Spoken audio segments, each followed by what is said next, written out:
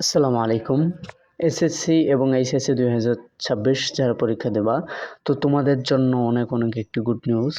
তো তোমাদের কিন্তু এবার পরীক্ষাটা কিন্তু অনেক অনেক ভালো হবে। তো তোমরা একটু ভালোভাবে লেখাপড়া কইরো, তাই কিন্তু তোমাদের রেজাল্টটা কি হবে, অনেক অনেক ভালো হবে। তো শিক্ষামন্ত্রী এবার যে পদক্ষেপটা নিয়েছে, তো এটাতে আমরা একটু তোমাদের জন্য একটু দুঃসংবাদ। কারণ তিনি বলেছেন যে সিসি ক্যামেরা লাগানো থাকবে, তোমাদের হাতে কোনো ওয়াচ থাকতে পারবে না, কোনো ঘড়ি থাকতে পারবে না। সেগুলো দেওয়াল ঘড়ি, একটা দেওয়াল ঘড়ি তোমাদের থাকবে হলো কক্ষে, যতগুলো কক্ষ আছে সেখানে থাকবে। এবং তিনি এটাও বলেছে যে প্রত্যেকটা রুমে সিসি ক্যামেরা লাগানোর কথা বলেছে। তো বুঝতেই পারছো যে কেমন একটা পরিস্থিতি হবে। তো যদি এরকম কোনো কিছু হয় তাহলে কিন্তু তোমাদের নকল করার কোনো ওয়ে নাই। কারণ যদি এগুলা করে, আর যদি না করে তাহলে ভালোই হবে। আহ দেখা যাক কি হয়, পরীক্ষার সময় আসুক। তো তোমরা একটু কি করবা, ভালো করে একটু লেখাপড়া করার চেষ্টা করবা। ভালোভাবে লেখাপড়া করলে তোমাদের কোনো সমস্যা হবে না। তোমরা নিজেরাই লিখতে পারবা, ভালোভাবে পরীক্ষাটা দিতে পারবা। এবং তোমাদের জন্য যত বোর্ডের যত তোমাদের টেস্ট পেপারগুলো আছে, এই টেস্ট পেপারগুলো আমি এখন থেকে তোমাদেরকে আপলোড করে দিতে থাকবো। তোমরা সেখান থেকে দেখলে ভালো কিছু কমেন্ট করতে পারবা। তো যারা এইচএসসি আছো তোমরাও ভালোভাবে পড়ালেখা করো, এবং এইচএসসি ব্যাচ যারা আছো তোমরাও কিন্তু ভালোভাবে লেখাপড়া করো। এসএসসির পর কিন্তু এইচএসসি শুরু হবে। তো তাই তোমাদের বেশি সময় নাই তোমাদেরও। তোমরা ভালোভাবে লেখাপড়া করো। তোমরা যদি ভালোভাবে লেখাপড়া করো তোমরা কি করতে পারবা, 26-এ ভালো রেজাল্ট করতে পারবা। 25-এ মনে করো যে যারা পরীক্ষা দিয়েছো, অনেকেই দিয়েছে, তোমাদের বড় ভাইরা যারা দিয়েছিল, তো তারা কিন্তু ফেল করছে। এখন তোমাদের উপর এই এটা অনেক পরীক্ষা কিন্তু 2টা বছর থেকে কিন্তু অনেক অনেক খারাপ হইতেছে।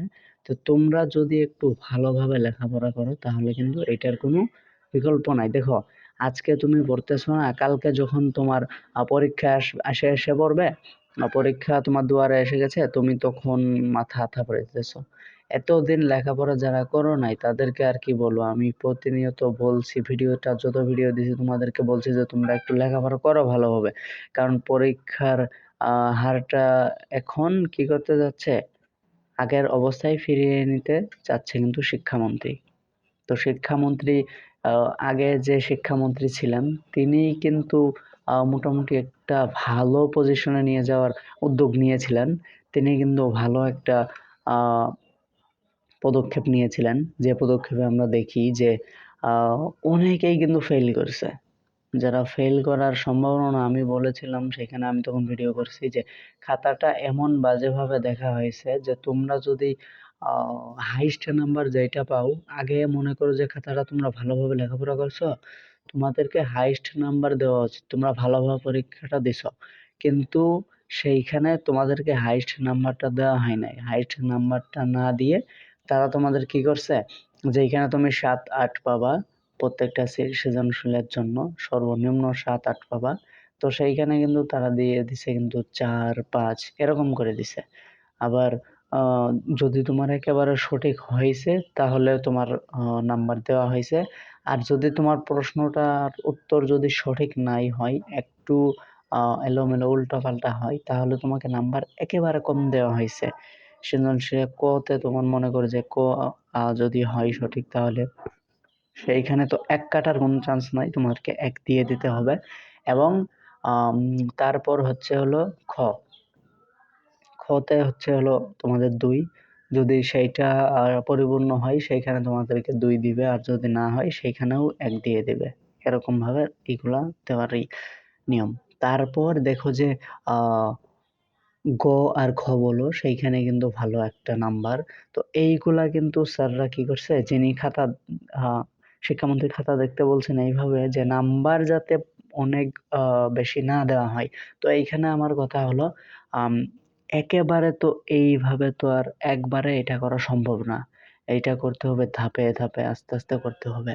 তো একটা জেনারেশনের উপর এইভাবে চাপিয়ে দিলে এটা তো আর হবে না। এইভাবে হবে না। এইভাবে কি হবে, এরকম ভাবে সবাই আঘাত পাবে। শিক্ষায় শিক্ষায় আঘাত পাবে, একটা শিক্ষার্থীরা আঘাত পাবে। শিক্ষার মানটা আর ওইভাবে এগোবে না।